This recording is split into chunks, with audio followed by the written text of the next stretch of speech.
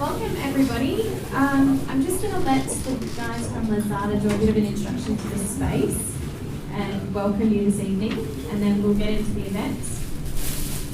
Thank you. Hello everyone. There's some chairs, room up here if you need to sit down, so you don't have to stand up next to the food and hungry. Hello everyone. My name is Nathan. I work at Lazada. I'm a user experience designer, along with Sean. We created this space of events to start sharing with the community and trying to connect with you guys and understand a little bit better what's going on in the scene in Singapore.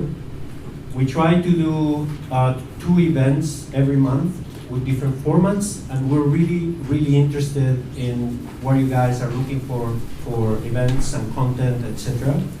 So don't be afraid to reach out and request. If you're looking for a specific topic or a specific format that you like, please feel welcome to connect with us.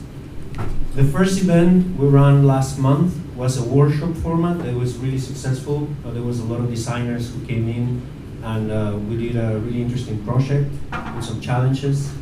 And we're planning to do another one soon that is going to be about designing an event for designers.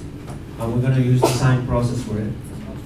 Some people in the community reached out to us and they told us that they were really interesting. They wanted to learn more about facilitation. So that's what we're doing with those guys over there.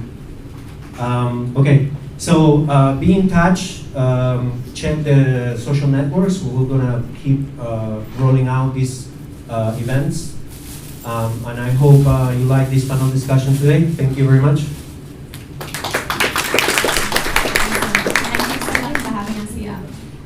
So I'm going to tell you a little bit about Academy XI and to give you a little bit of context around the topic for this evening. So the topic, obviously, is the umbrella of experience, CX, UX, service design. We've added in strategy design as well. What's the difference? I'm sure that you hear all of these acronyms day in, day out in your work, or maybe you don't. Maybe you've just heard somebody say, I'm a UX designer or I'm a CX expert, and you've gone, what the hell is that? Is that me? I don't know. So hopefully tonight we can help you decipher a little bit of that, and you can sort of gain some understanding and insight. Before we start, I just want to welcome you all to the Academy XI tribe. So I actually see a few familiar faces for people who've been to a couple of our events before. So welcome, and for those who are new, welcome to Academy XI's tribe. So we're a tribe of people who want to change the world through education and through action, and we see human-centered design skills as being the way of doing that. So our purpose is to change the world through education and through action. We do that in a couple of different ways. So we train people. We also run events like this where we lift thought leadership around the things that matter. We have a social enterprise arm where we actually give back a portion of our profit to people who don't have access to education. And we also train little kids in human-centered design skills in Australia. We upskill individuals, we train startups, we build team capabilities, and we work around digital transformation. Now, we are currently in Sydney, in Melbourne, we're starting up in Singapore, and who knows where we're going to end up. These are just some of the companies that we've worked with in the past. It's a little bit of a humble brag. I have to put it up there. So, why are we here? Why does Academy XI exist? Why are you interested in this topic? Well, we know a few things about the world. So, work has changed, right? Who remembers working in a place like this? Anyone in the room? I do. I certainly remember working in a cubicle and having to sit behind Excel spreadsheets. I worked as a consultant, so that was my life. So work has changed. Technology has advanced. Who remembers putting a memory card into an old music player? Who remembers putting a CD into a Discman? Who remembers putting a cassette into a tape player? Right? So technology has completely advanced and changed. And product innovation has changed. So we used to design for things that were around us, the things that were visible, the things that we needed. So, given the light, we went from having a candle, which had all of its own problems, like if you accidentally had too many glasses of wine and knocked your candle over, you'd end up without a house, right? Only me? So we decided that we would move to electricity, and the globe was born. Then we realised that that was sucking so much power, so then we moved to solving problems around the power problem, and we created the globes that we use today, LED, right? But now we design things that are not always tangible. They're not always things that we actually need, right? Who has used apps on their phone that are just simply for pleasure or for entertainment? Candy Crush Saga. I mean, do we need that? I'm sure the people on the train that I see playing would say, yes, I absolutely need it. Our materials have improved. Who remembers putting their iPhone into a Ziploc bag when you went to the beach? Yeah, terrifying moment if you ever saw your phone drop into any amount of water. And these days they can pretty much handle it.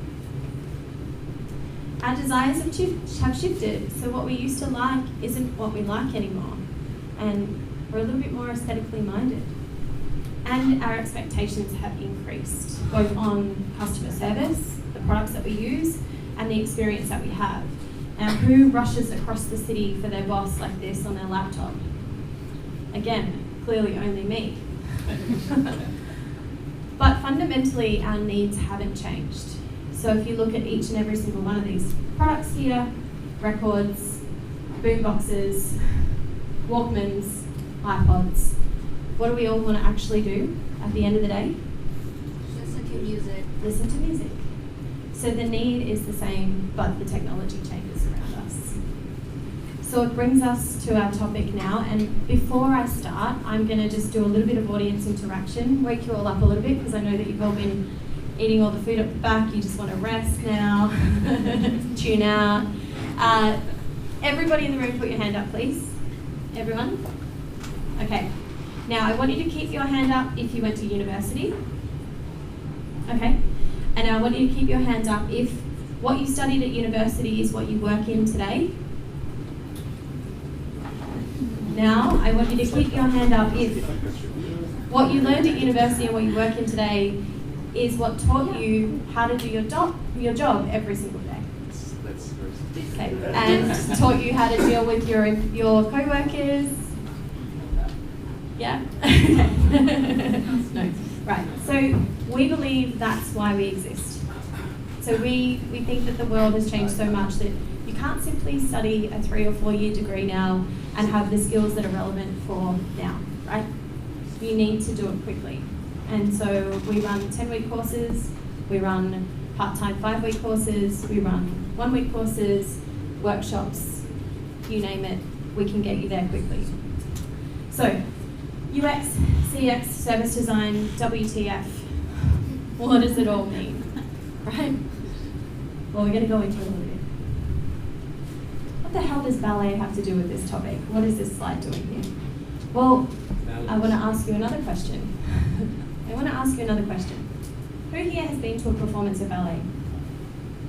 Fair few people. And who has watched that performance and been so amazed by that performance that you've walked out and you've gone, I could just do a plie right now? It's not too far-fetched.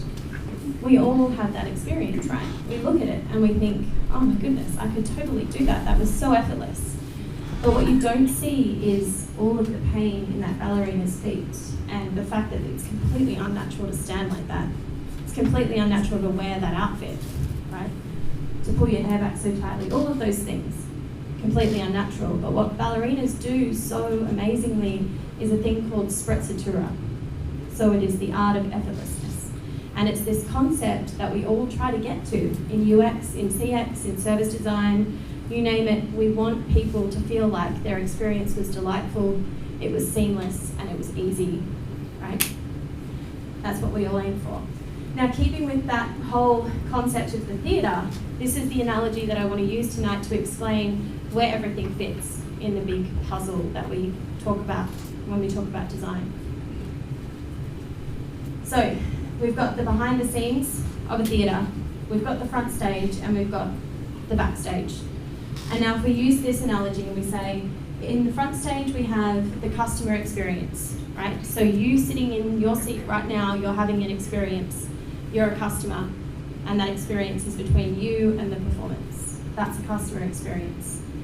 How you got here, whether you came via Meetup, via Eventbrite, via Facebook, wherever, you had a digital experience most likely. So you probably signed up through a user interface, and you probably found your way here through some form of UX, right? So your user experience from using some systems or some apps or websites, that's UX.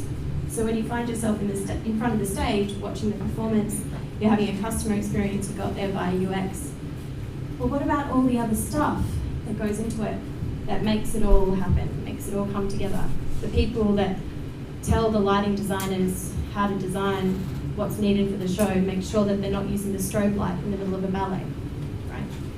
So that is when we start to talk about service designers. And just to reiterate, that's your customer. Service design is moving through each of those touch points. It still means that you're understanding those touch points. You still need to know what they all are. And then UX is the touch points. Okay? That's at least the broadest view of the world. It's Academy XI's view of the world. I'm more than happy for the panel to challenge this tonight and to raise some other ways of thinking about it. But hang on a second. What about strategy design? Where the hell did that come from? Who's heard about strategy design? Yep. Okay. And who's heard about the business model canvas? Great. So the business model canvas is essentially when a nerdy business person and a nerdy designer get together and they use design thinking to create something. And it simplifies years and years and years of Excel spreadsheets, which is amazing, right? So there's the power of design thinking right there. So we'll go into a little bit more detail. I'd like to welcome our panelists up. So if you all want to take your places and we'll get started. So before we do, a few little hygiene things. So we are going to be generating all questions via Slido. Have you used Slido before? Yes? I have. You have? Oh, good. We had a question. Put it in Slido. So we're not going to be handing the microphone around this evening. What we'll do is we'll generate all questions via Slido. I will weave them into the conversation as we go. Please don't make it too difficult. Also, I'm not checking Instagram. I am actually looking at Slido. If you have a question that's specifically for someone on the panel, please put their name before it. If you see a question that has already been asked, please just vote that up, because the questions that have the most votes are the ones that I'm going to go for first. And I'm going to try and jump around a little bit just so that everybody gets a bit of fairness in talking. So if I don't answer your question and it's got 85 vote up, it's okay, I probably will get to it. All right. And just to be conscious that as the conversation flows, I can't always get to the question straight away. So if it's an interjection in the conversation, just be aware there might be a little bit of lag time. Okay. So let's have a little bit of fun. Let's UX this whole experience. And over to you, Dharani.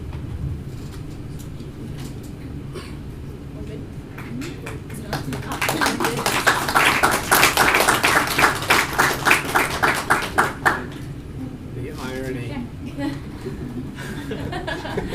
This is ironic. Okay, so my name is Dharani Malladi. I'm the founder and CEO of Experience Forward. We are a management consulting firm based in Singapore, and our focus is on customer experience. So what we do is two things. One, we help companies get customer intuition, which means understand who the customers are, what their needs are, and how they interact with the brand, and how the experiences are with the brand. And two is customer journeys. So when we think about experience, we think about, okay, how is the customer's end-to-end experience with our brand? So customers do not care about one interaction that they have with a brand, they care about the overall experience. So we help companies look at what they do from the customer journey perspective. So we do both research, consulting, and advisory work for companies. And I've been in the customer experience space for the last 8 years. So, and I've worked in the US, India, as well as Singapore for the last couple of years in Singapore. And yeah, I'm so looking forward to this conversation here, which is an exciting topic for me personally. I'd love to hear other perspectives here and have a good conversation going forward. Thank you. Hello, my name is Lauren Best, and I am a service designer and design researcher at a Singapore company called IDACTIO. So what we do there, we're a service design consultancy, so we actually work with government agencies, SMEs, like companies in the private public sector, within retail, transportation, many different industries, and we help them to redesign their services, look at the perspective of the customer and how their customer is actually experiencing their service, and pick up on the pain points and any of the unmet needs, and look at how we can either improve their service or transform, in some cases, their entire business or a section of their business to meet those needs of the customers as well. We also, with this, run workshops which are focused around design thinking and business transformation, and through there it could be different companies within an industry, and they're looking at the future of their customer needs as well as the way that they're running their business at the moment, and trying to improve upon this in order to sustain their business long term. So there are a few things of what we do at IDACTIO as well. I am recently transitioning into service design with my experience coming from business, communications, as well as industrial product and service design. So within service design, I'm able to use kind of all those experiences within what I do now. Awesome. I love the quiet applause. So I am Ben, and I'm one of these ambiguously titled strategy designers. I work for a company called JLL, or Jones Lang LaSalle. If you don't know who JLL is, we're a Fortune 500 real estate and professional services company. What does that mean? Well, it kind of means we're just really, really big real estate agents, but it actually means a lot more than that. We're, in a sense, a company that is the operating system for other companies. What we do is we help people and the companies that they work within change where, how, and why they work. And that's fundamentally what impacts on all of the decisions that they make around their real estate, the way that they run their facilities, the types of furniture that they put in them, the way that they design the workplace. And on the other side of the equation, the types of investors and asset managers who are creating these buildings that people want to move into, that people want to work in, and the infrastructure that ultimately becomes the cities that you live in, and why you might want to live in that city and work there and participate in that community and that culture. And so there are these recursive levels of complexity that come with real estate and work and what that means for the future of work. And so my role at JLL is to help navigate that. My title is to lead our point of view on the future of work in Asia Pacific. And so what that means is not selling real estate, but helping our professional services platform, out the 42,000 people that we employ in Asia Pacific, to help navigate those kinds of conversations, those kinds of complex challenges about what work is and how it's done and why it's done all over the region. So it's a really exciting space to be in, and it's a really fast growing space because there's, as you probably know, so much growth coming from Asia Pacific. So that's what I do, and head over to Sean and talk about some more of this later.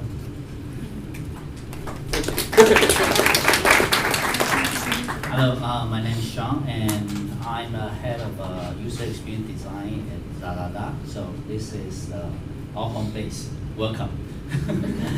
So our team has major two roles, actually, from the corporate side for the companies that we need to deliver whatever we think so for the business generations and business value to the front end, right? So we have a UI design, interface design, and also through all the research and service concepts, everything behind to deliver what we believe is that valuable to our users.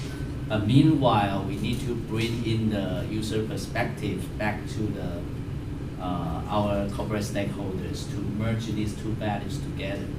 So basically, that's our user experience design team's role. and sounds fancy, but actually our daily work is just basically working on the sketch and and also the fire management and all those things, and have a meetings with stakeholders talking about what functions or features should be done on the product.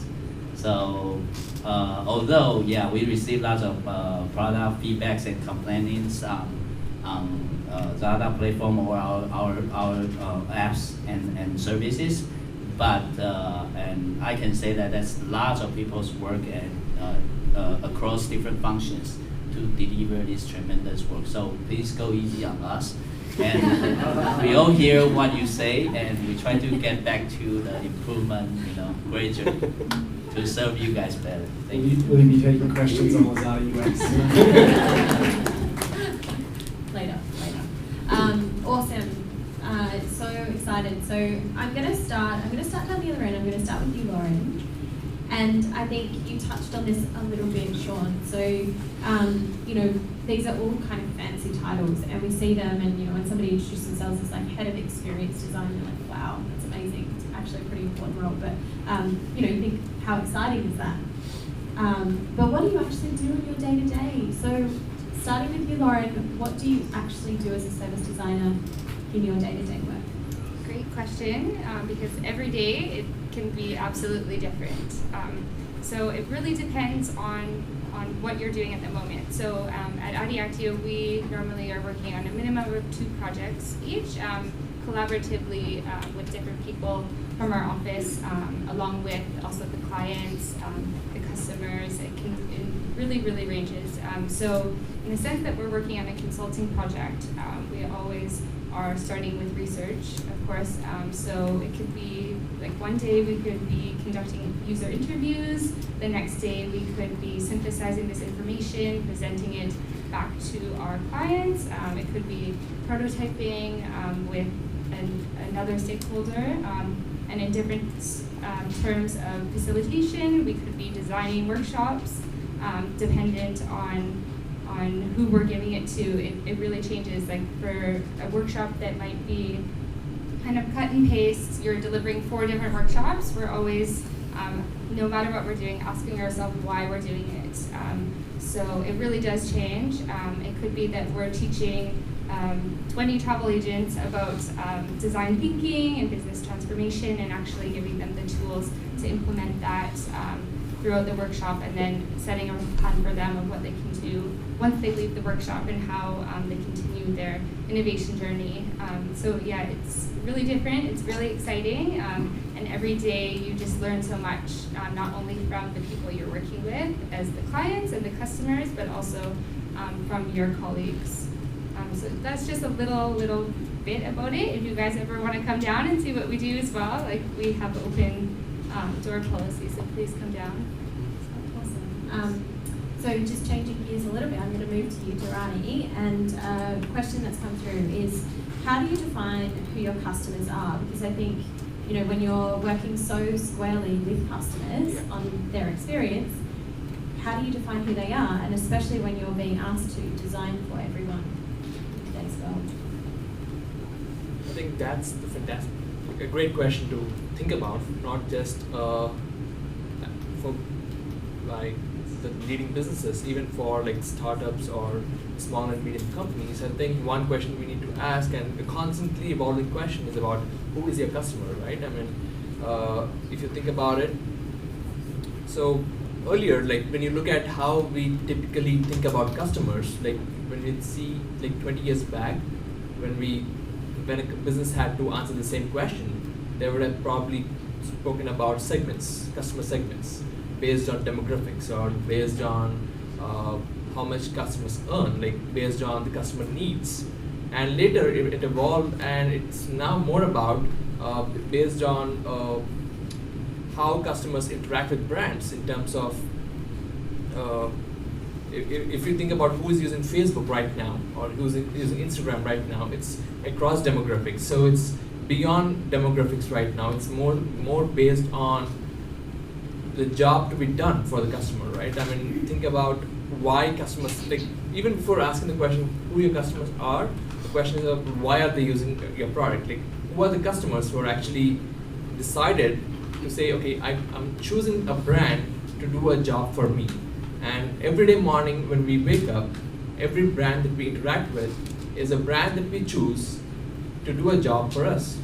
Think about the train that we take, or think about Starbucks or any coffee shop that you go. You choose that you have a specific job to do, like it's for them to do. So for companies, I think the best way to think about who the customers are is by understanding the customer persona.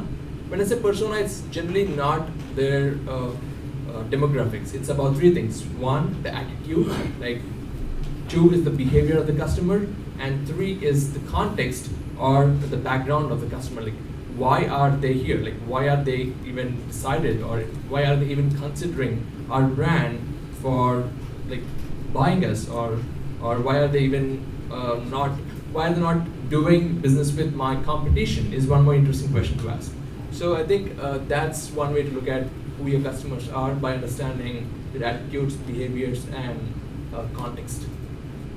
Yeah, I think that's a really good start, and touching on a few of the changes that have happened over the years. So I never used to abide by the demographics thing, because I'm pretty sure I threw most of those things out the window, and even personas I question sometimes, because I'm like, I don't fit in a mold, thank you very much.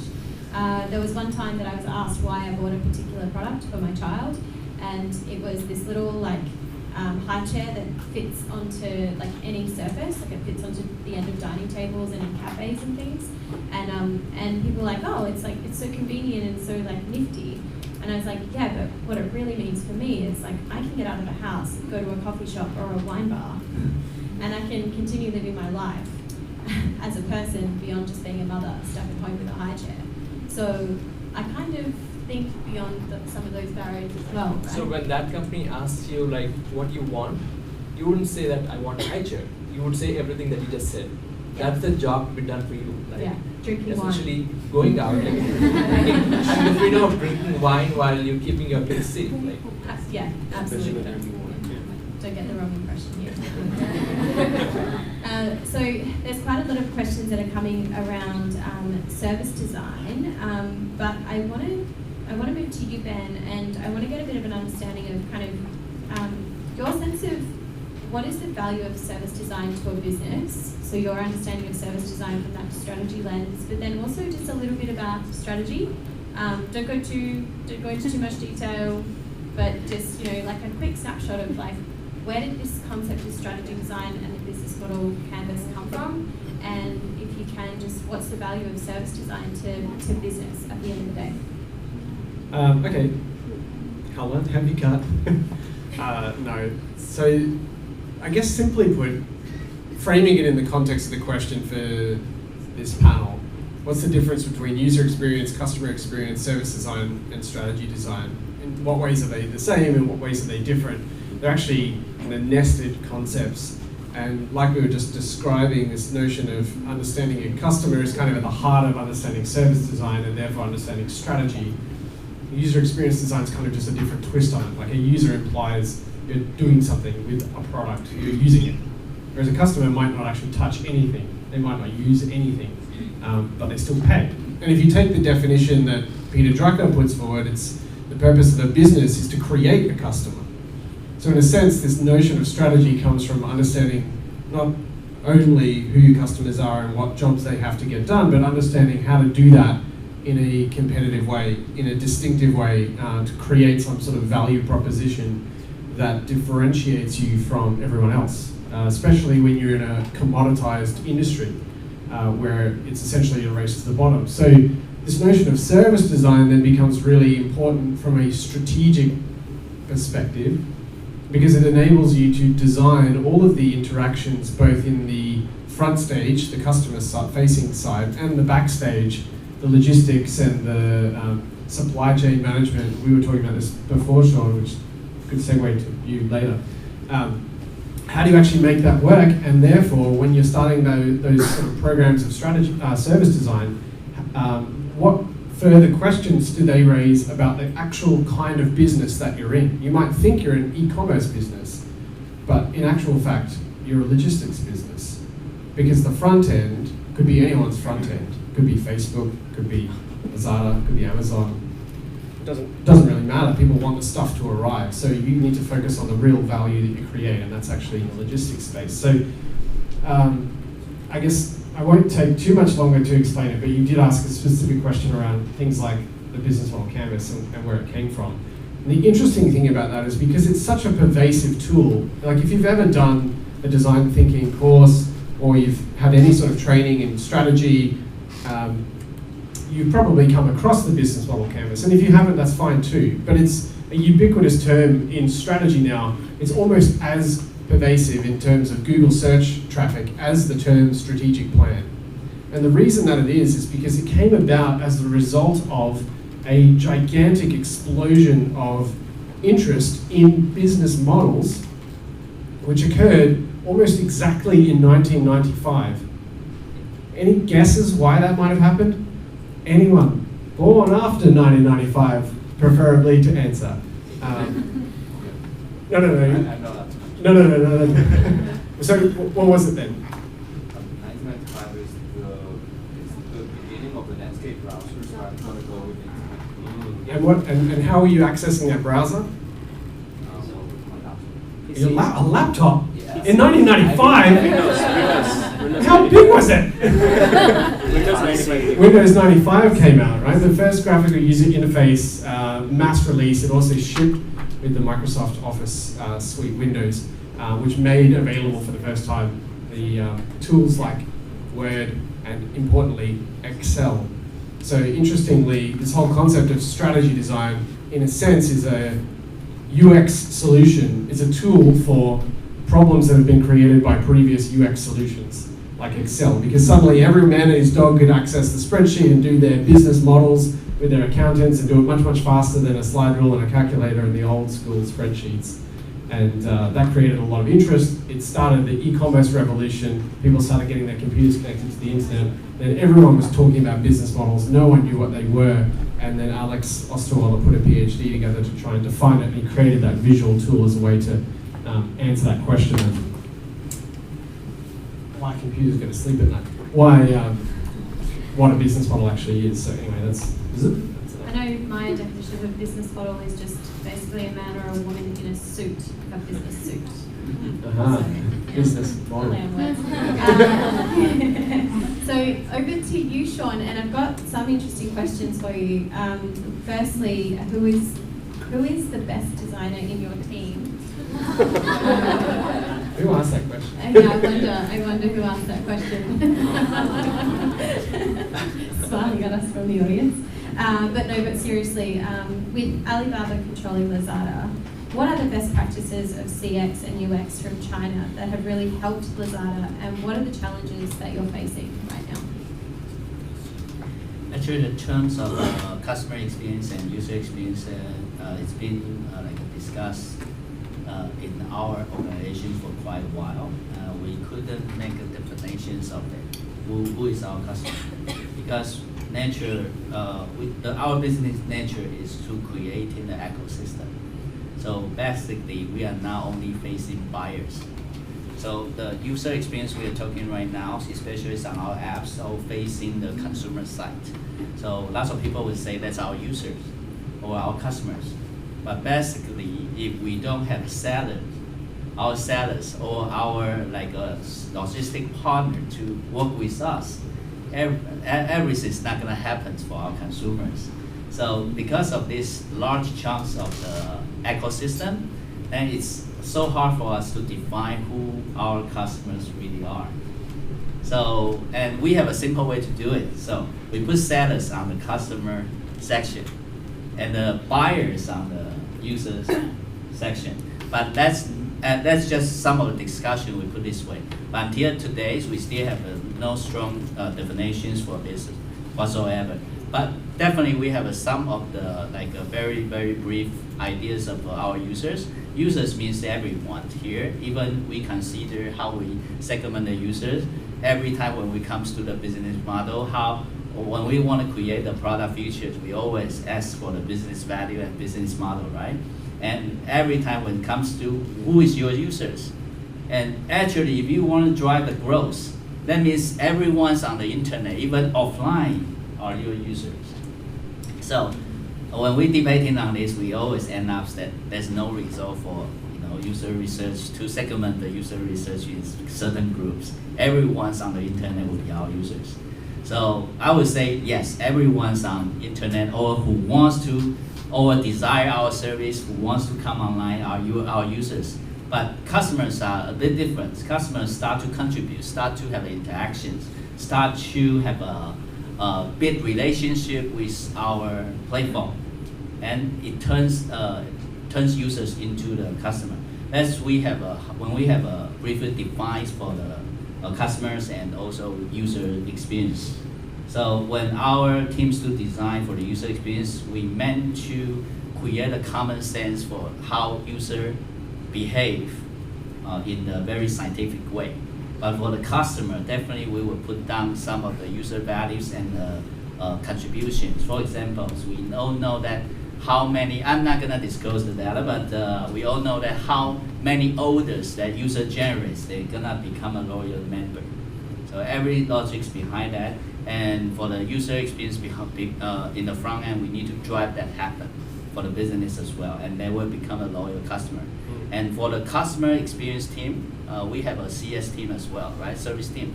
And they are all, of course, focused on those who already been converted into our platform. So that's how we define the customer that have a long-term engagement with the relationship with our corporate. Can I ask you a question? So there's something you touched on there which was interesting, and it was the use of data and how the data or the AI perhaps feeds into your understanding of whether a customer will become a loyal customer or something else. At what point does the design stop and the analytics start? Like, is it customer experience design or is it customer experience analytics after that point? Actually, when it comes, there's no previous answer for that. Usually we look for data, and either like a quantitative way or qualitative way, or like a recently very hot topic, big data, right? So when you have a users online, usually you generate lots of user data, and we will look into those user behavior and try to figure out the patterns there, and definitely it's not like the medicine for all, but I would say that you still can find some of the histories that you can learn and to make the predictions. Of course, for the all algorithm from the data team, they will do the predictions as well.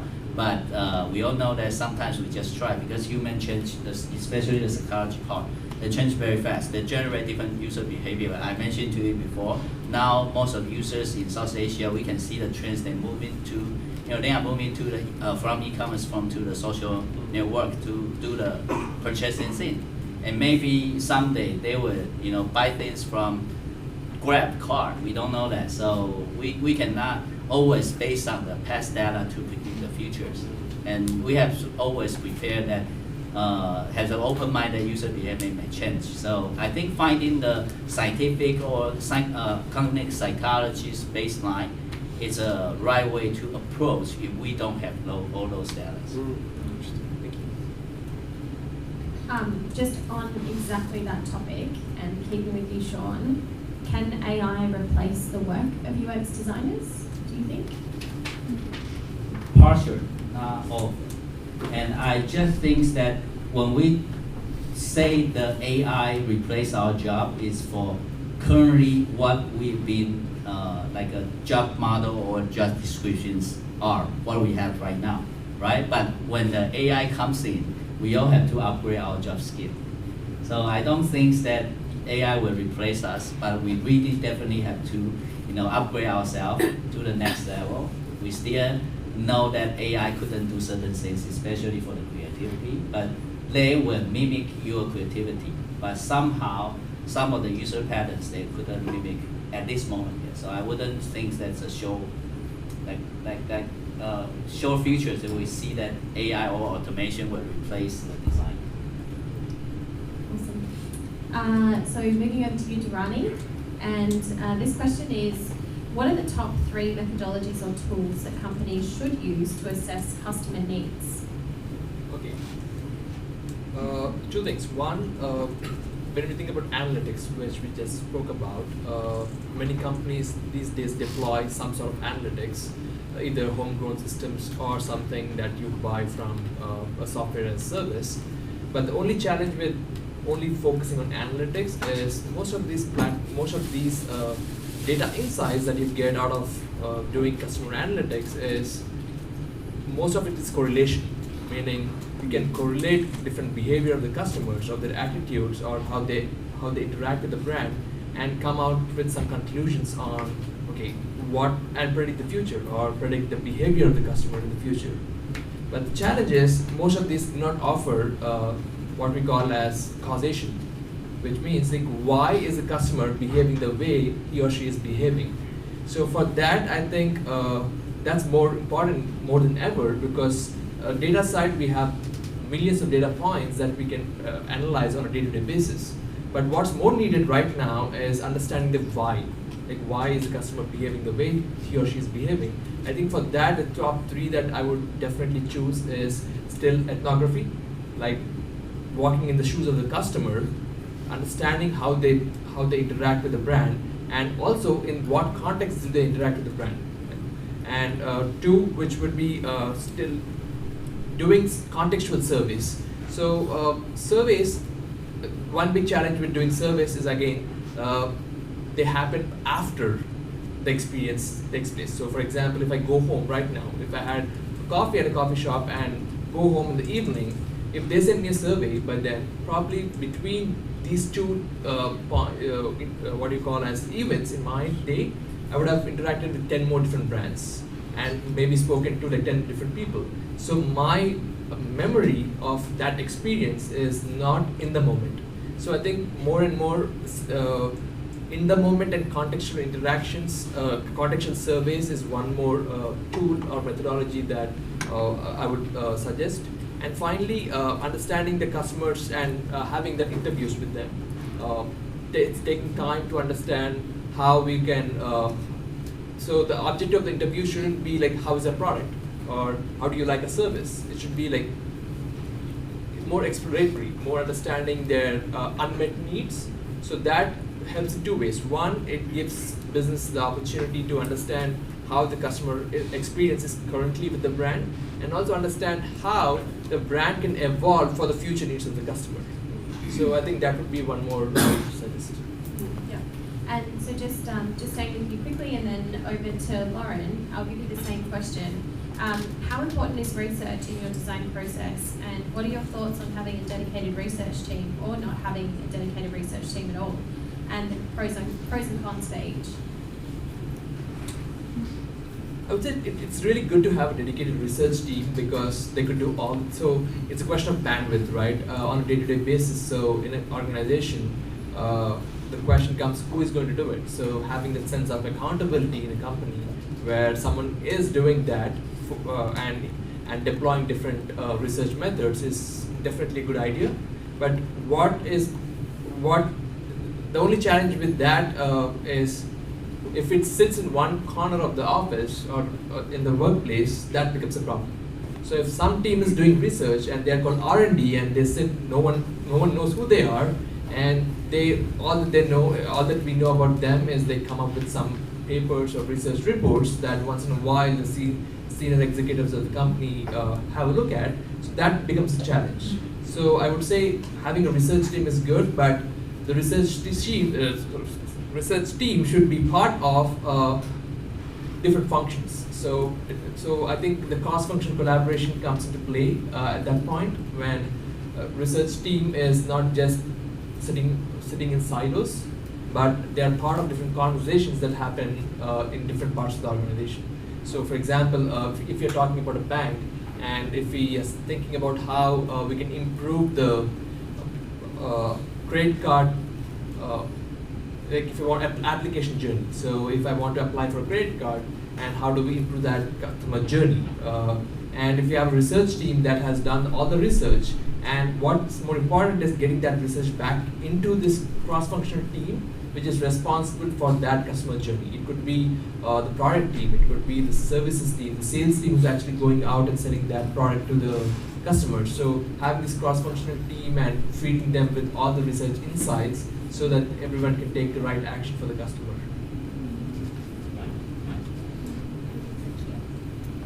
I think in my experience working within a smaller team of designers and researchers who are working from the start of a project all the way through to the end, having that ability to do that initial research and carry out the research throughout the project and have those initial insights and that those conversations with those people is very helpful, because there could be times where someone goes and does research for you, they do communicate it to you, but there's those little things when you are doing interviews, like picking up on people's body language, their pauses, and sometimes being able to get the whole, understanding from the entire ecosystem of the people you interview. So it could be the customers, it could be some of the,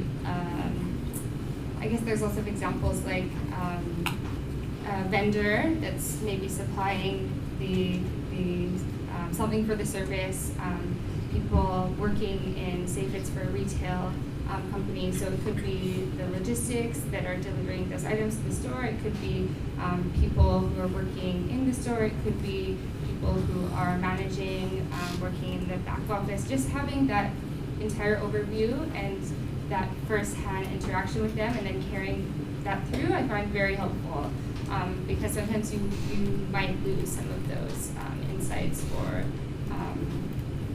kind of experiences throughout the journey if you don't do the entire process. Yeah, that's a really good point. And I think the other thing is, if you're embedding that research team in the whole process and the continual life cycle of the product, it makes sure that you're relevant for each market that comes along. So who here in this audience has heard of Tinder? It's a dating app. Heard about it? Okay, I have never used it. I got married before Tinder ever came along. But I do remember the problem that it was trying to solve. This whole awkward dating thing that used to happen.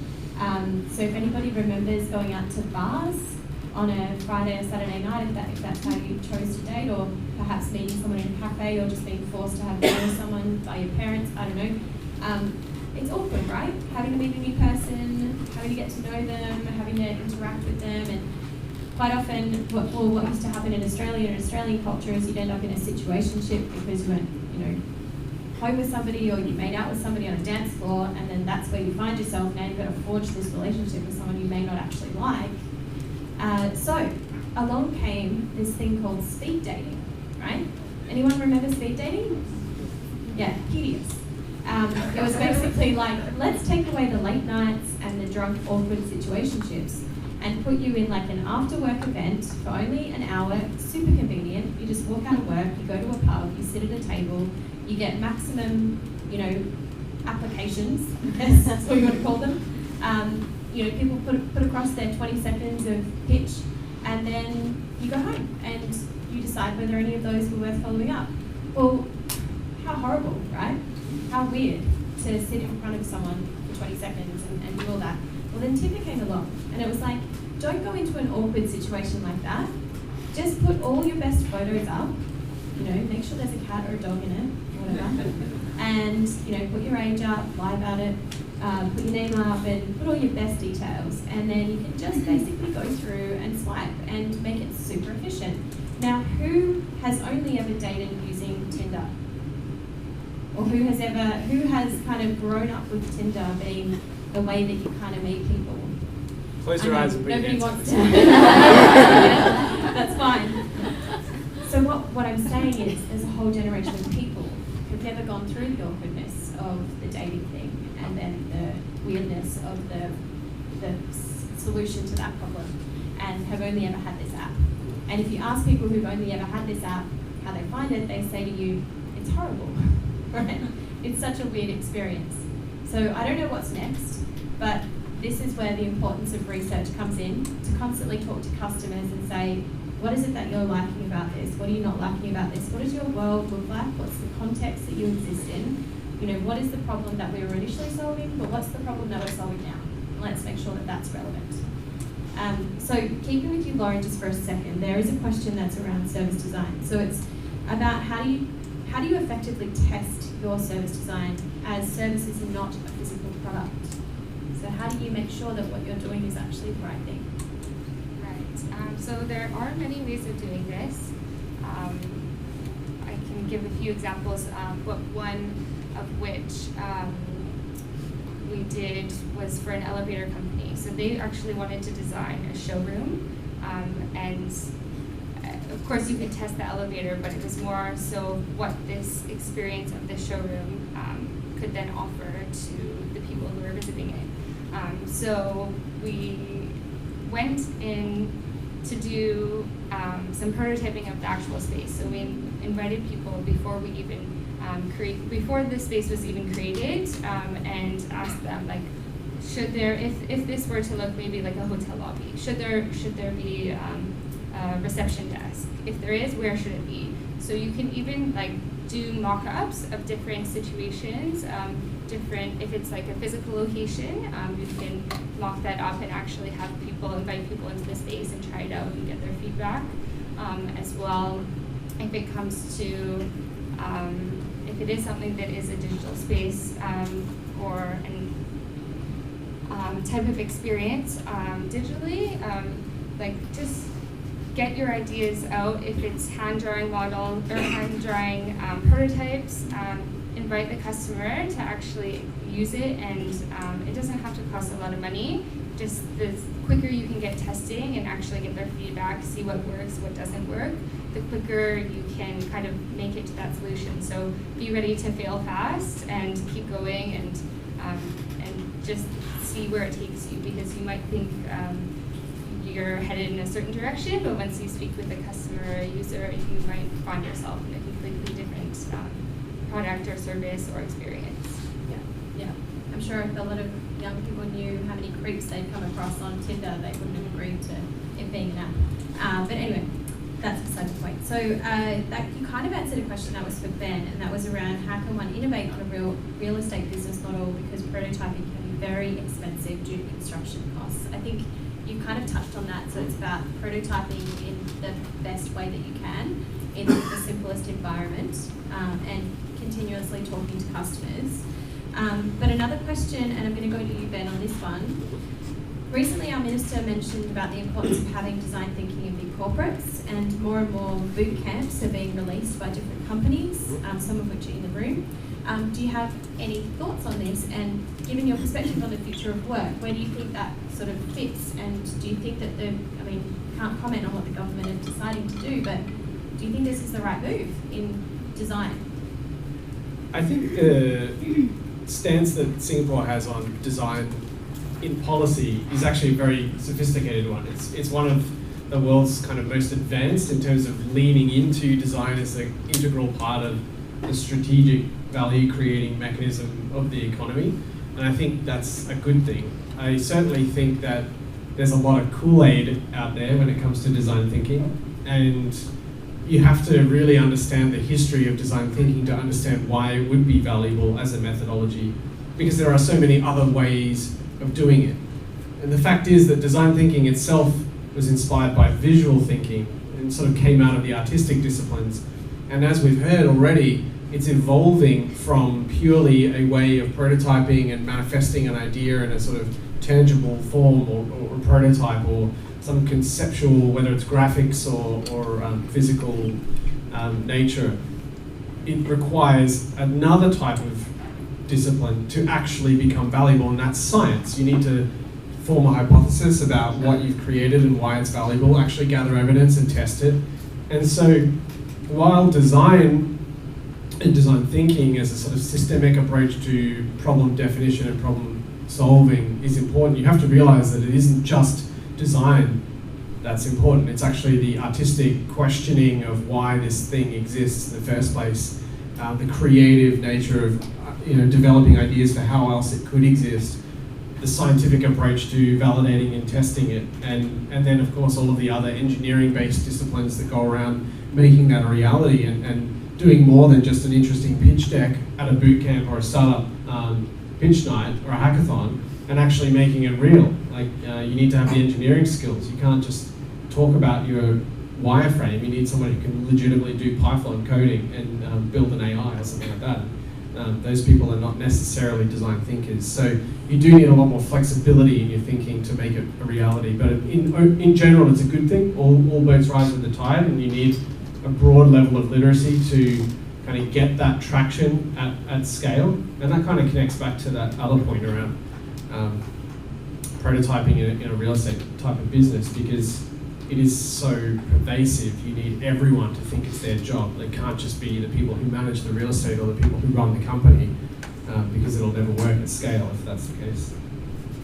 Awesome. Okay, so a question for Sean, and I'll pass the microphone over in one sec. So, what is the biggest success that Lazada has achieved in the field of experience design, and what are the biggest challenges that you currently face right now?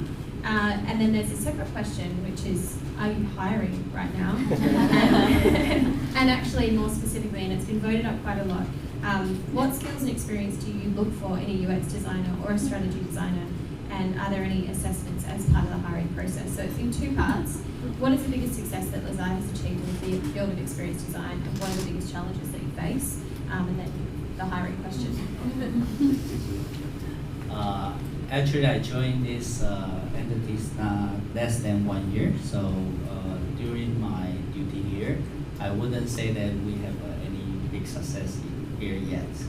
So as a US designer, because designers always want to chase the dreams, we want to do more. So we try to keep us heads up and try to just do improvement every day and hope something good really happen.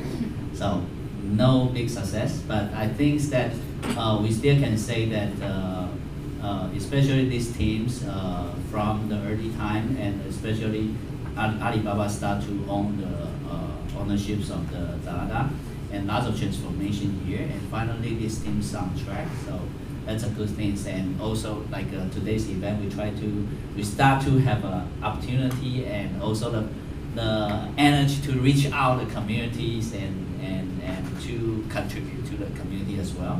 I think that's a start. I wouldn't say it's a success yet, but it's a start.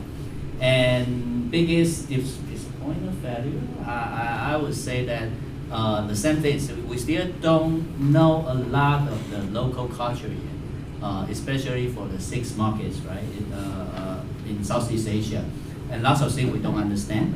And from our disciplines, not only for the race-wise, the nationalism-wise, but also as a human being, I think we have to be more humble and more understand others more. But right now, because our business grows so fast, and we still don't have time to look into the detail yet. I think that's the most disappointing. I'm in charge of this team and that I have during this moment. But gradually we're gonna work on it, because everything we can not expect to happen in one day. So especially when we work for the corporate, everything has to be patient, I would say. Yeah. And we are hiring. Yeah, we are hiring, by the way. And yeah, the talent we are looking for, that's also the purpose we want to reach out. We want to let all the designers outside understand how we run the e-commerce. And it's slightly different as a product designer and also an e-commerce designer, because everything happens so fast in the e-commerce apps or services. You launch app today, and you get the result tonight. So the iterations and the time change. So make sure that you have a very handy hand, very skill set that you can make things happen very quickly. That's the mandatory skills that we are asking about. And for the user research or like methodology using, I think that's things that you have to equip by yourself. Not like coming here to learn, because I don't think that there are lots of opportunity for you to learn those methodology or implement those methodology. You can think that if the methodology you implement is like a 65 days a year. Here, we have to do the compact version, like maybe 3.65 minutes. You need to conduct research or everything to prove that the idea or direction you are working is right. So how to compact the methodology and framework is really important skill set we are looking for as well. And try not to very stick on your idea. It's like I say, although we've been humble for the users, but we also been humble for the business as well. I found that lots of designers like to fight with the stakeholders about the ideas of users. But actually, we are all just part of the chain. We don't really understand the users as well if we don't conduct enough research or having enough evidence. So, of course, we all have ideas how to change the world, how to make the world a better place. But be humble, even you face your stakeholders, and that's a soft skill. We are asking for the designer be open-minded, be humble, be respectful to all kind of situations, and you will be fine here. So we don't ask like a superstar here, but we are not superstar. Grow with us. Yeah.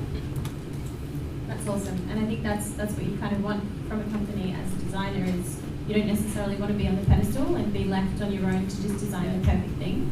I think the best designers are the people that are not afraid to fail and make something that doesn't work, because then there's a chance to make it better, right? There's a couple of questions that have come through around, in teams. So, product managers, developers, UX designers, and this kind of, how many do you need in a ratio? And I think I'll answer this simply, and if there's anybody else that has any input on that, having managed product teams in the past, at some points I had 12 developers working on a product or a platform, and we had a team of 4 UX designers at one particular point. I don't think it necessarily is about numbers. It's often just about what you're actually designing for. So for us, we were designing something that was for a university, and it was a student experience platform. So there was a lot of design that went on the front end, because we transformed the entire design of the product because there was a whole branding change for the university. So that was fun. And we had to move, where buttons were located and things. So we had to up our front end developers, and that was considerable. But then we also had to up our UX team, because we had to make sure that where we were moving the buttons because of the design was actually where people logically felt like they wanted to click.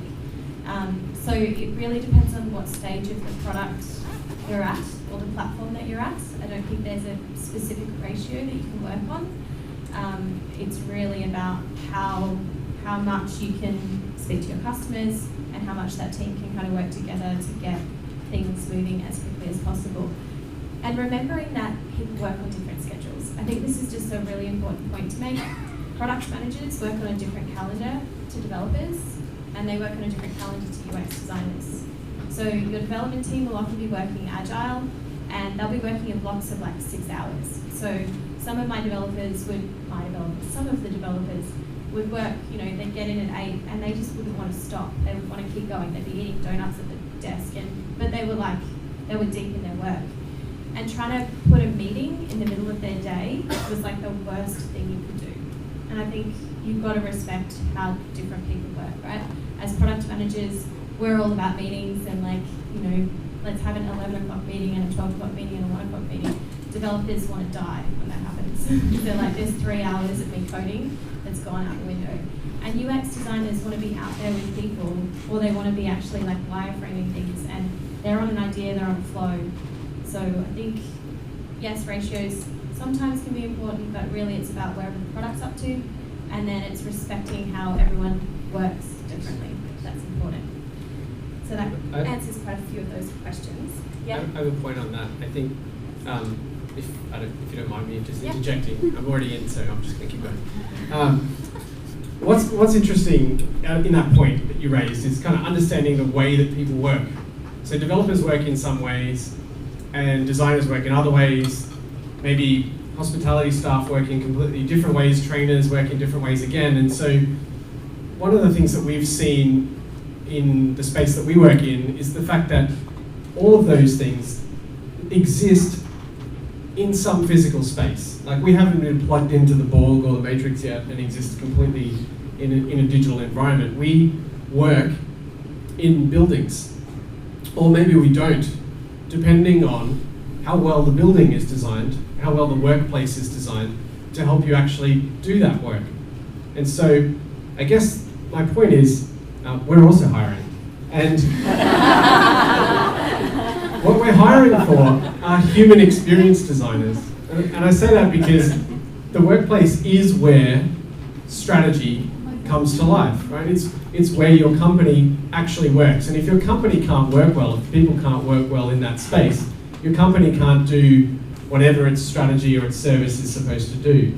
And so what I think is really interesting is yes, of course, you have to understand those rhythms, but if you're interested in not only being a user experience designer or a customer experience designer, but a human experience designer, and designing the way that people use space to do any kind of work, whether it's at Lazada or the social network or a variety of other businesses, which just happen to all be our clients.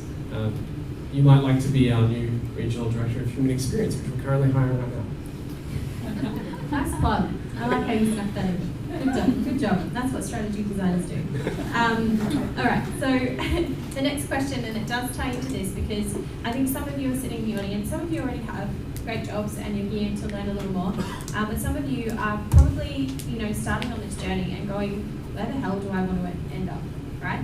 And how do you actually decide as a new practitioner what you're going to specialize in? Because there's so many different areas to do it. So I'm going to give this one over to Dharani. And I think you started with the customer. I think that's a really good place to start. But what else do you have to think about when you're deciding about what you want to specialize in? Sure. So that's where I think definitions of these three different practices really help. So, I think one good place to start would be understanding what you're really interested in doing. So, for example, if you are someone who is really interested in design, like passionate about designing digital experiences, which means like anything to do with a customer or a user interacting with a company through digital interfaces like mobile devices, it could be computers, or it could be kiosks. So if that's your passion, that's where you want to make lives of people easy. So probably user experience is a good space for you. And if you're a super enthusiast person who really is curious about how people engage with companies and what people really need, and understand about the human thinking or the human behavior or attitudes. So I think service design is an excellent discipline for that, because that's where you do a lot of stuff in terms of understanding how people, both customers as well as people inside the company, how these two, the front stage and the back stage, how these two different parts of the equation, how they engage. And for customer experience, I would say there's a lot of similarity between customer experience and service design.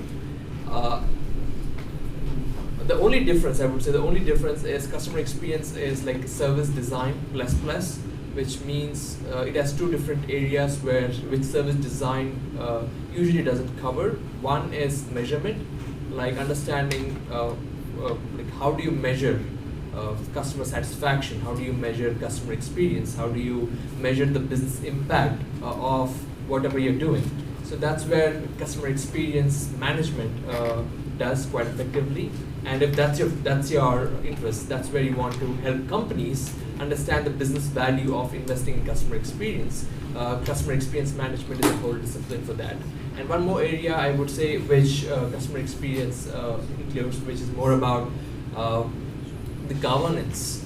So if you look at how companies, like you were mentioning about big companies like Lazada, right, where bringing a change, no matter how big or how small the change is, it's really difficult. Like it could be a change within the product, or a change within the mindsets of the people who are working behind the product. It's really difficult to bring that change. So having a strong governance is an essential for running any of these initiatives within companies. So customer experience practice does a lot of work on building that governance structures, building the teams and management practices. We call it program management, project management, all that stuff that happens within the company to operationalize this thinking or operationalize this whole mindset on a day-to-day basis, where it's not just for one project or two projects, but it's an ongoing cultural phenomenon that happens as companies evolve. So that's one thing I think customer experience has to offer. So it really depends on which one you're more excited about and which one resonates with you at a personal level.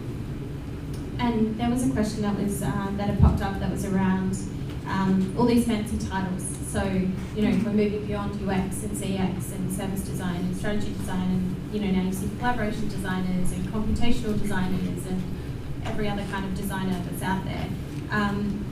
A view from anyone on the panel here, do you think that this is a good thing, that we're starting to, you know, break away into these smaller kind of niche areas, or do you think that it's actually causing harm to the industry?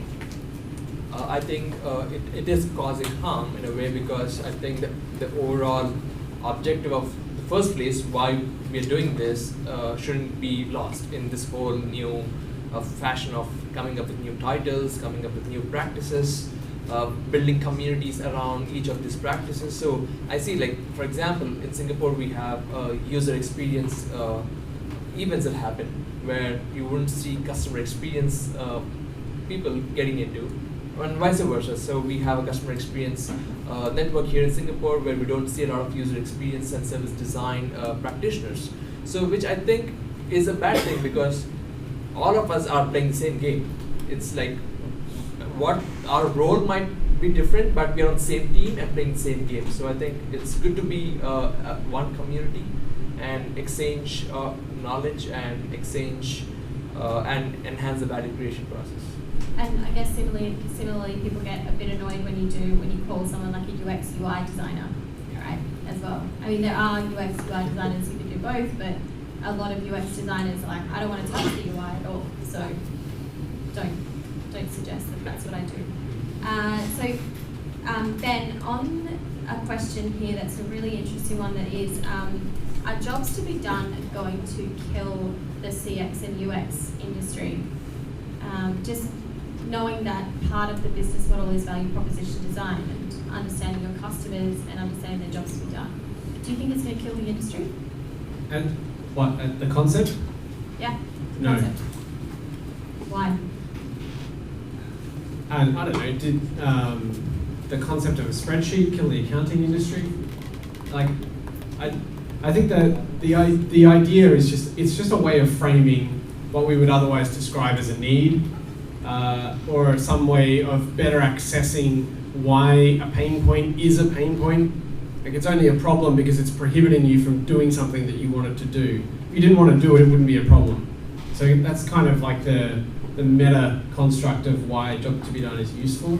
I don't see how it could destroy the CX industry any more than design thinking could destroy it. I think it's really just going to create a better language for it. I mean, what has happened as a result of design gaining traction and becoming a more strategic part of how businesses work is that you've seen this fragmentation and specialization of different types of design, in the same way that it was just all electronic dance music in 2003, and now it's like minimal techno house tribal something or other, jungle double beat. It specializes, right? It branches out and it creates its own language and its taxonomy of terms and systems of meaning, and that is meaningful to people who practice design because they see very distinct and descriptive, meaningful nuances in the way that you might do UI as compared to the way you do UX, and ultimately that knowledge generates or propels the domain forward. So I don't think it could kill it. I think it's probably going to do the opposite. Durrani, you're jumping out of your seat. Yeah, so on the same question, so I think the opposite. So I think it enhances the whole discipline, because jobs to be done is an excellent framework, not just to improve the existing experience of the customers, but also to think about, use the same framework to understand how we can, as a business, cater to the needs of the future customers. So for example, if you think about how Uber has come into business, it has understood that the job for a customer that they pay a taxi, the company, is to get from point A to point B. And all that they care for is convenience and his free travel. And that's the job to be done, they have identified. And they haven't made changes to the existing taxi system. So they haven't created a better taxi company. They have come up with a whole new value proposition, or new business model, which eventually has disrupted the existing one. So I think it expands to that point where it's not just about improving the existing experience of the customer, but also creating experiences for the future. Awesome. So moving on to you, Sean, or back to you. And I want to touch on this carefully because I know that it's a question that you probably get asked quite a lot. It's a colour.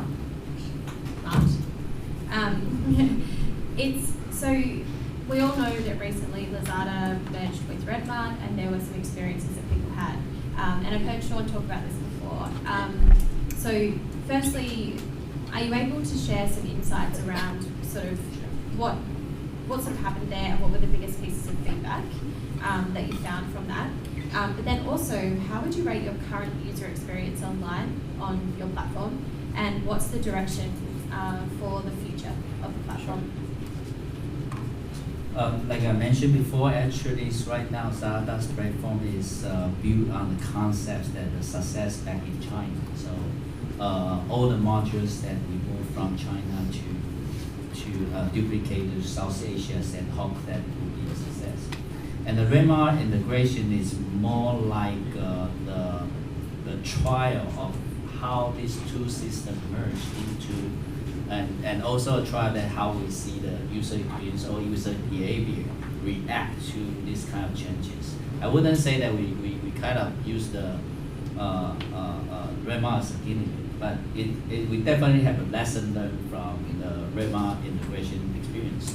That we perceive, I talked to Ben earlier, that we see the Western and because we know Redmart, most of the users, statistically from its aspect, they love Redmart a lot because the user behavior is straightforward. One step at a time, guide you through your shopping experience. But for the users in China, they like to see every information, details that just in one page. You bring everything to me, I can deal with it. Yeah, and yeah, that caused the kind of confusion to the user styles here. So it caused lots of conflicts and also the misunderstanding of our service. But all the logic behind it is because we want to speed up the technology integrations behind Redmart. And that means that we are building the future for the supermarket or grocery business in the future. So it's a necessary mean to sacrifice the short term. But gradually we are building back to the user experience. Probably if you haven't given up the Redmart yet, I think you can already experience some of the changes improving through the period. So yeah, it's improving. And the direction we are heading to is like to understand the users more locally, how the user react to all kind of information architectures, and we're gonna dig into all the localizations and cultures in different countries and how they perceive the information architectures, the UI we provide in front of them, how they behave into all the information processes and all the elements processes through the transactions behavior. So for this team, the most important key major index this year is to improve all the end-to-end experience, especially for the transaction part. So it means that after you add your items to cart, here maybe you have a refund return process. And that's our team's job to foresee everything, to improve everything. So we hope that we can get it done by next April and bring you an entirely new experience on the Lazada platform. Awesome. So I am conscious of time. We are going to run out of it, and I'm not going to cover all of the questions unless I can do a quick fire question thing, which I don't think anybody's going to get any value out of. So I'm going to go through this and say, so for Sean, here's a question for you. What do you think is the biggest challenge for experienced design in Singapore right now, and how should we overcome this? So if you can quickly answer that. All right. Yeah. Actually, it's quite similar topics to about CS, UX, UI. Actually, UI since it's basically for the designer skill set. So, but recently we have lots of designers wish to move to like UX part, and which is more like the strategic part. But actually, in the corporates, lots of strategy thinkings or decision making, it's not in the design team. Okay, design is just the participants. So it will end up the disappointment for the designer. So I would suggest that when we pursue the CS or UX or service design, still don't forget your like a basic skill. Keep your basic skill. I think that would help you to have your longer life. And when you have a trust with your stakeholders, you can gradually move to the strategic part. Awesome. I might move over to you, Lauren, and this question is, because we focused a little bit on CX, UX, and strategy, what skills are really important to being a service designer? And it sounds like being a service designer kind of melds all of these different kind of roles, and it's quite broad. Can it be quite overwhelming to be a service designer sometimes? Overwhelming, potentially, maybe, but at the end of the day, like if you're doing what you're doing because you are finding reward in it and wanting to make people's lives better or help a business be the best version of themselves in order to make that user the best, have that best experience or the best version of themselves, then hopefully you'll find it more rewarding than overwhelming. Sorry, could you repeat the skills, right? Yes, So what skills? I think communication is a huge part of it, whether it's through facilitation, being able to in a facilitation role, whether it's in a workshop or in a co-creation session is really important, but also to manage the expectations of your client as well. That's a huge part of what the job is.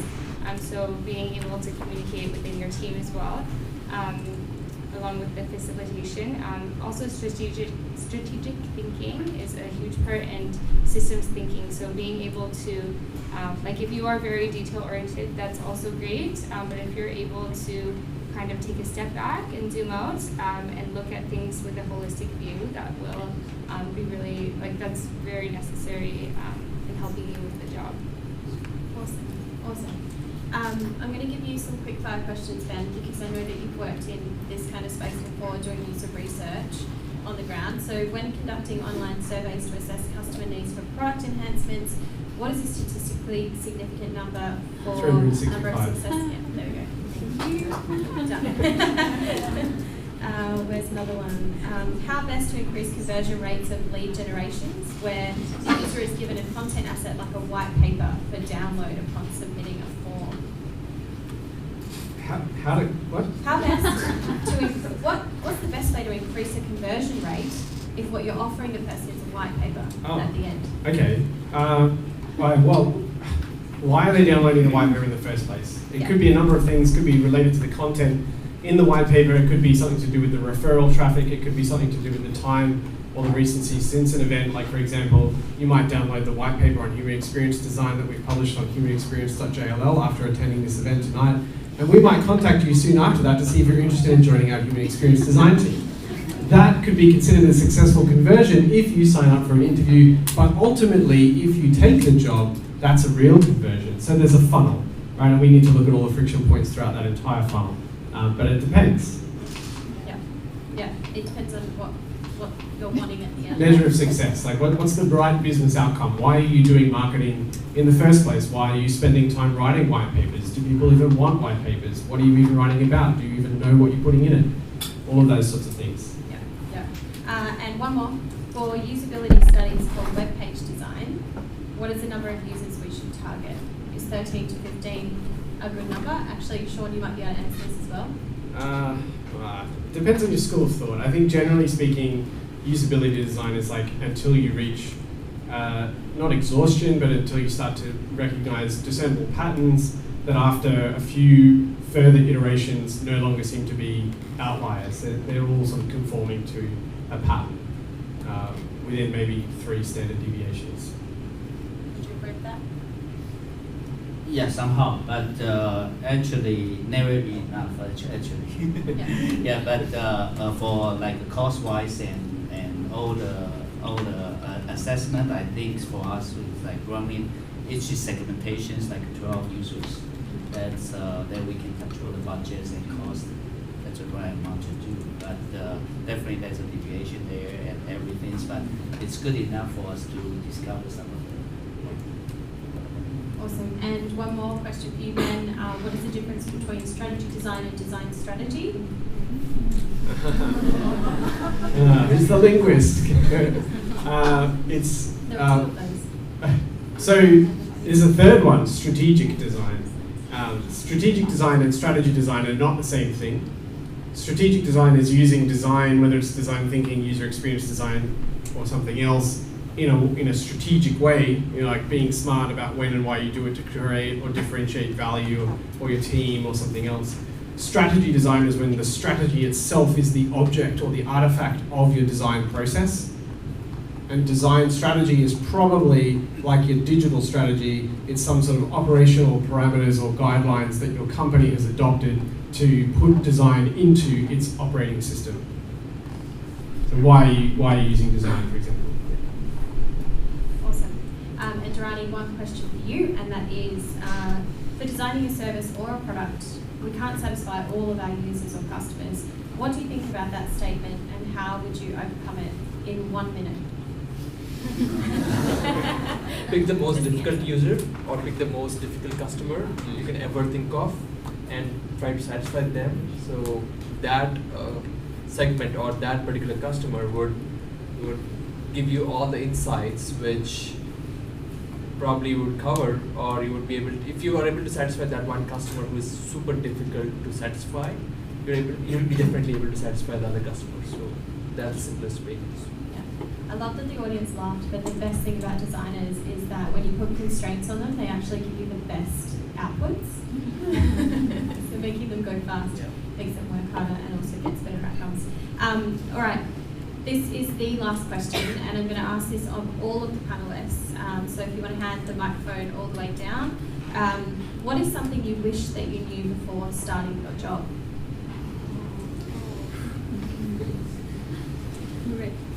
You mean the first job or the one-time one?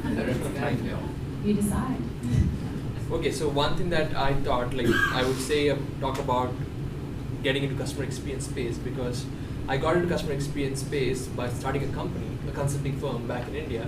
And one thing that I realized then is strong understanding of business is very essential to be a successful customer experience strategist, because it's not just about pleasing the customers or delighting the customers. It's also about creating value for your stakeholders and for your business. Like showing profitability and showing growth is essential for any successful projects that you take up. So that's one thing that I realized at that point, and that's why I went back to business school.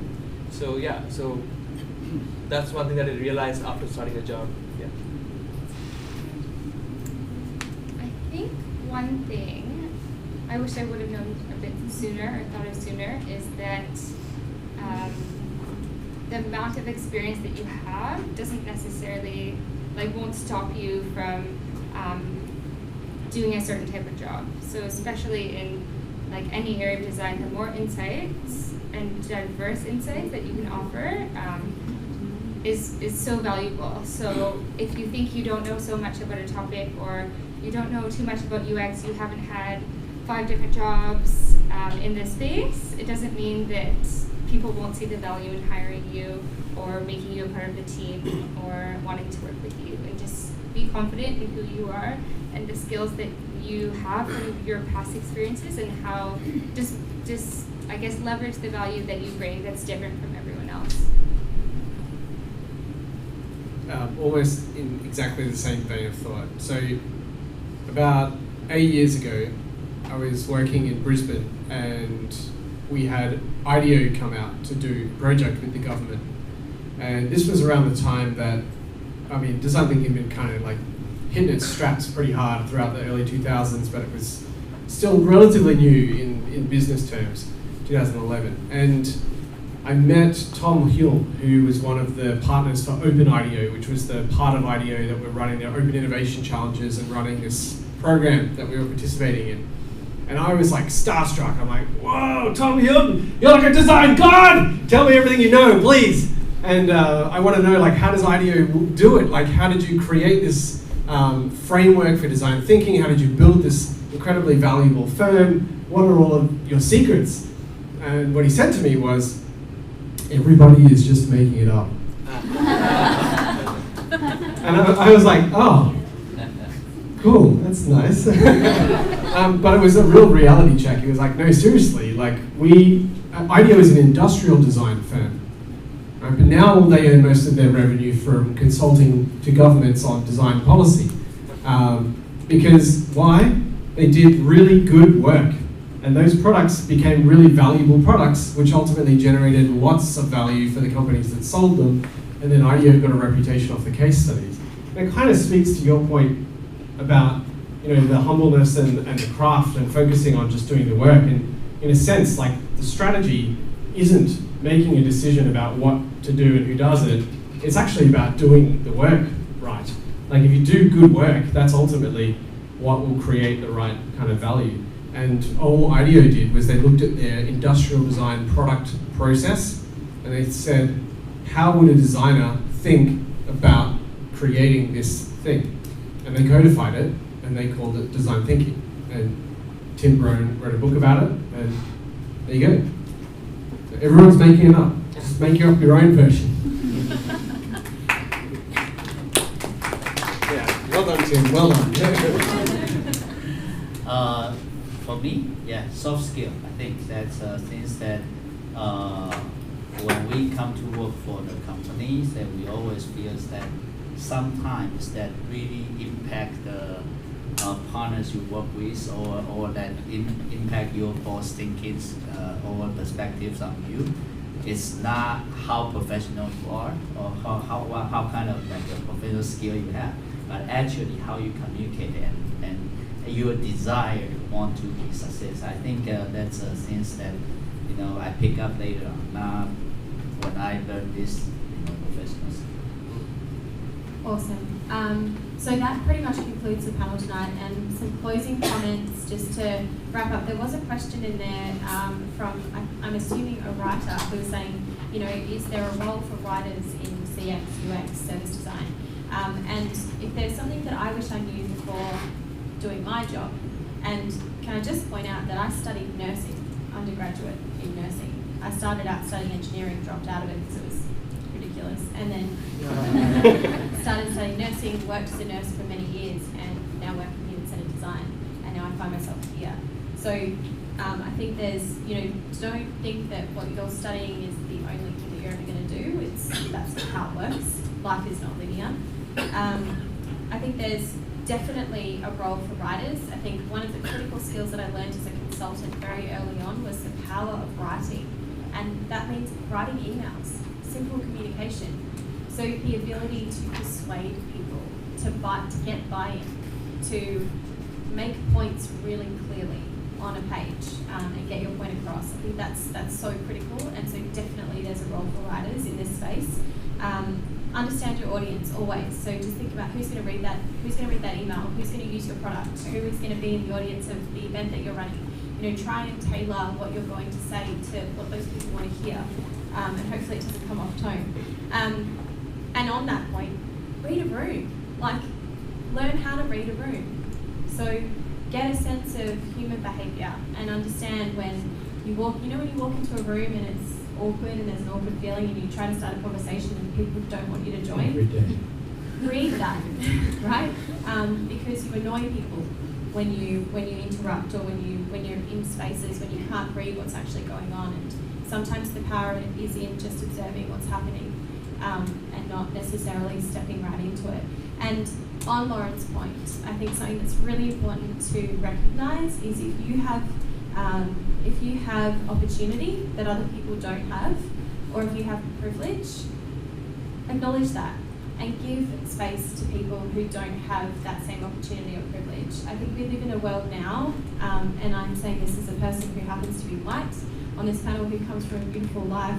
We live in an area of the world where there are lots of people who don't have the same privilege as us, and especially when we look at panels around this space, especially in design and technology, there aren't a lot of women on these panels. So give space to people to get up. Give those opportunities to younger designers to step up and solve problems on their own, and give those opportunities to people to be mentored as well. That's just me going on a rant now, so I'm going to turn off this microphone and enjoy a few more snacks if there's any left at the back there. Come up and have a chat to our panelists, ask them any final questions that you have, and hopefully we'll see you at another event soon.